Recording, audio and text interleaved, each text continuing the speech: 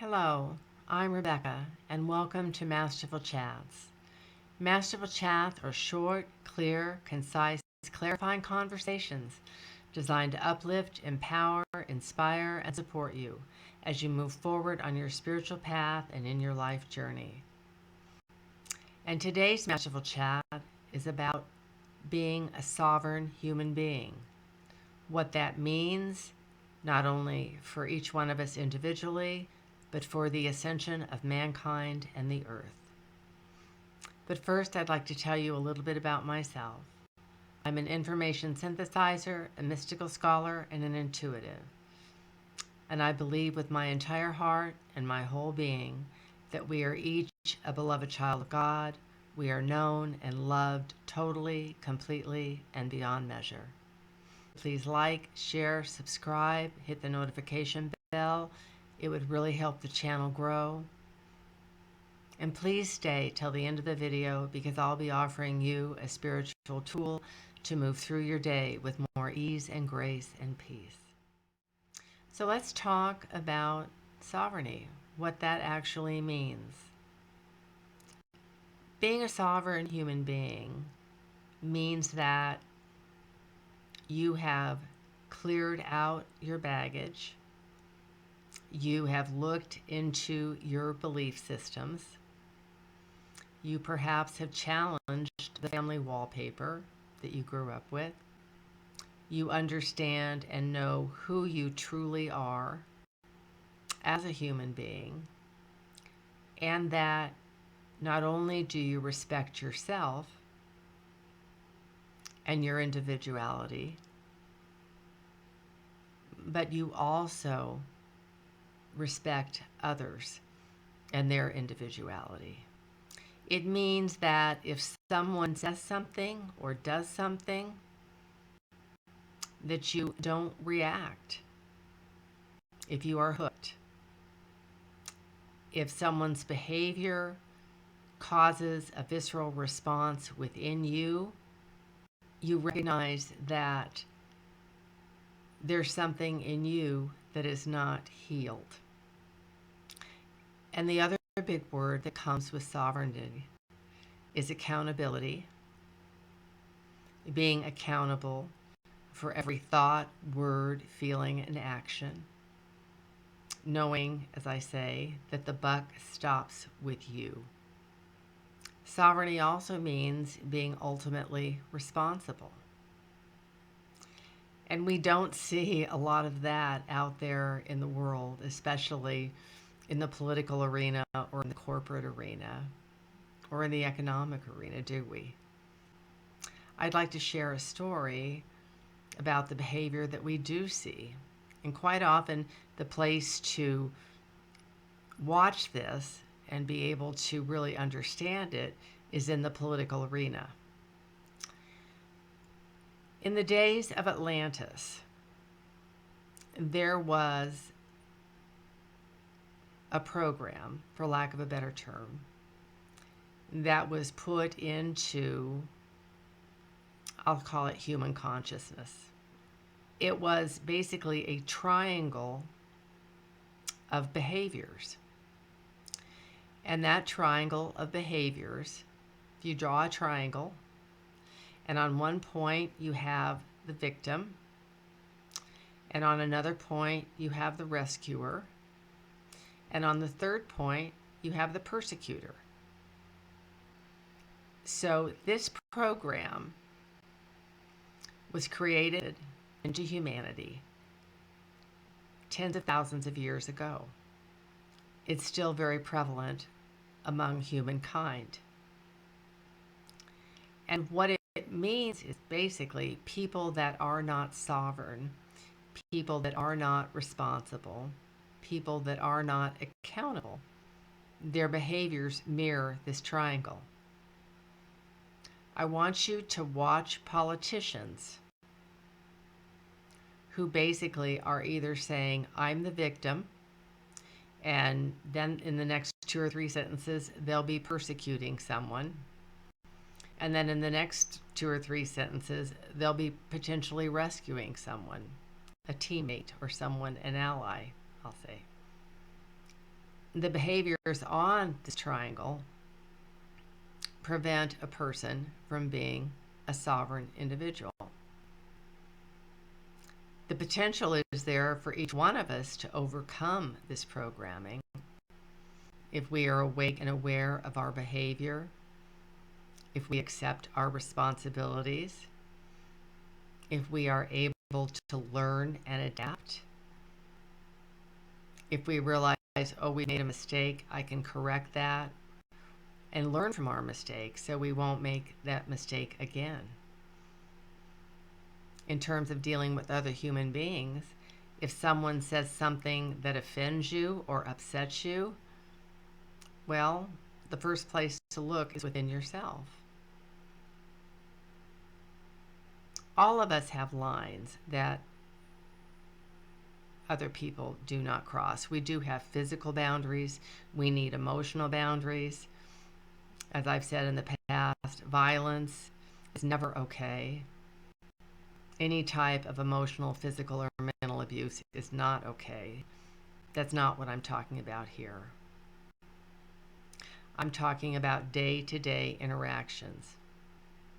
And if we do something that isn't correct, and we know it's not correct, or we've made a mistake, part of that sovereignty is saying, yes, I made a mistake. And if we owe someone an apology, we apologize. And it isn't just an apology, because an apology doesn't mean anything if that person is not going to take steps to remedy the behavior that created the need for that apology. People want freedom these days, and I understand that, and that's what we're all here for, to grow and expand, to live our best lives. But that doesn't come at the expense of others, or treading on another person's right to be, or treading on another person's freedom. Sovereign individuals are sovereign. They are self-aware. They are self-assured. They know themselves. They've done the work. They don't need to demonize. They don't need to criticize. They don't need to be involved in culture wars. Sovereignty means that you are responsible for yourself entirely. That doesn't mean that we don't need help from others at times. That doesn't mean that we aren't part of a community and we need to give and we need to support and we need to share. But it does mean that we are 100% responsible for ourselves and our feelings, our emotions, our thoughts, and our actions. Because if one is truly sovereign, another person can do or say or act in certain ways, and it won't bother you. You may not particularly care for it. You may not want to be around it. I understand that. But that doesn't mean that you attack or you demonize or you require that person to be anything different than what they are. I can look back in my life where I hadn't completed the work, where at times, I was the victim, or I was rescuing somebody, or I was persecuting someone. We've all been there. But the key is to recognize it and to really be aware and awake, so that when you're interacting with people or you're listening to someone's opinion in the media or a political person, listen to the language, listen to what they're saying. Are they playing the victim? Are they attacking someone? Are they coming to someone's rescue? Because people whose behavior is on that triangle will continue to move around it.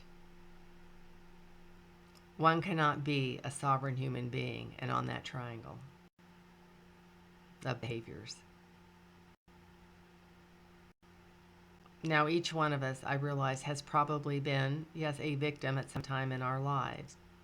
The difference is that that may have been an act of aggression toward us, or we were an innocent bystander that got taken out.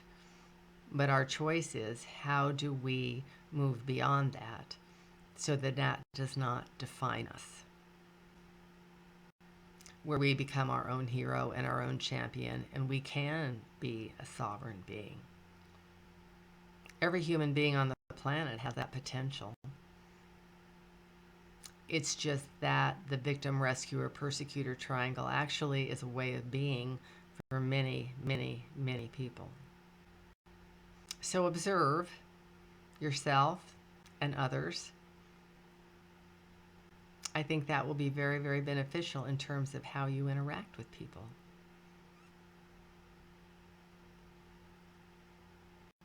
Rather than saying, well, you made me feel this way. No, no person can make us feel one way. Only we can allow ourselves to feel a certain way. I'd like to hear your feedback on this. I'd like to get an idea of if this information is helpful for you. It was life-changing for me. And I'd like to say thank you for being with me today. And as promised, here's the spiritual tool for today. And as I mentioned in previous Masterful chats, I use the red rose an awful lot. It has really the highest vibration. It's a wonderful tool for clearing and aligning our energy. And so every night before I go to bed, I take a few minutes and I put out a rose about a foot away from my face. And I clear my energy field.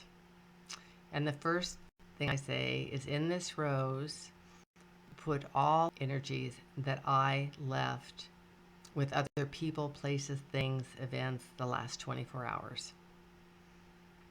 And I see all of the energies coming into that rose. It only takes a few seconds. And then I blow up the rose. And then I do a second rose. And I say, in this rose, please put all the energies that other people, places, things, events left with me the last 24 hours. And when the energy's all collected, I blow up that rose. And then there's a third rose that I bring up. And I say, please put all the focal points that I have on other people, places, things, events, situations the last 24 hours into this rose.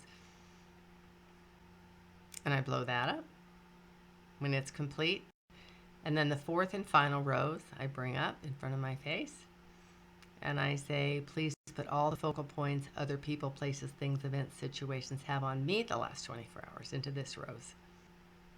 And I blow up that rose. Because when we collect the energy in the roses and then we blow it up, it goes back to wherever it came from.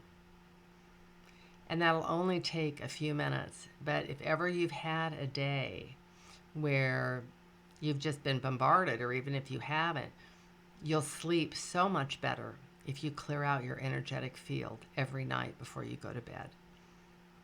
So please try that and let me know how it works for you.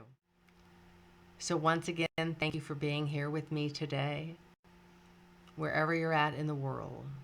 Good morning, good afternoon, good night, good evening. Until we chat again, blessings.